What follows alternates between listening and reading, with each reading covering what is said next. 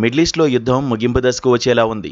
అంతర్జాతీయంగా కీలకమైన హార్ముజ్ జలసంధిని తిరిగి తెరవడమే లక్ష్యంగా ఇరాన్, అమెరికాలు అడుగులు వేస్తున్నాయి. త్వరలోనే ఇరాన్తో ఒక చారిత్రాత్మక ఒప్పందం కుదిరే అవకాశముందని అమెరికా అధ్యక్షుడు డొనాల్డ్ ట్రంప్ ప్రకటించారు.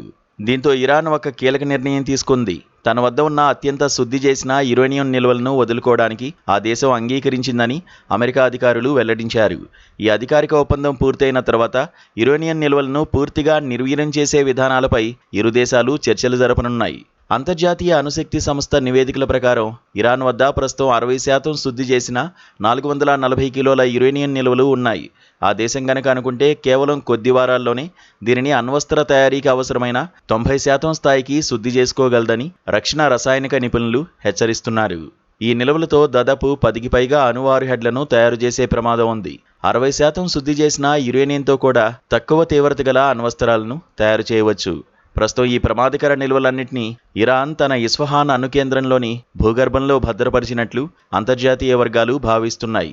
మరోవైపు అమెరికా, ఇరాన్ల మధ్య నెలకొన్న తీవ్ర ఉద్రిక్తతలను తగ్గించి సయోధ్య కుదిర్చేందుకు పాకిస్తాన్ మధ్యవర్తిత్వం వహించింది.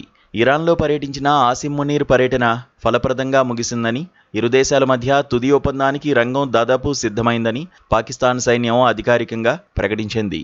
అయితే శాంతి చర్చలు నడుస్తున్నప్పటికీ అమెరికా అధ్యక్షుడు డొనాల్డ్ ట్రంప్ మాత్రం తమ పంథా మార్చుకోలేదు. ఒకవేళ ఇరాన్ ఈ తుది ఒప్పందానికి అంగీకరించకుండా వెనకడుగు వేస్తే ఆ దేశంపై మళ్లీ భీకర దాడులు చేయడానికి అమెరికా వెనకాడబోదని ట్రంప్ గట్టిగా హెచ్చరించారు.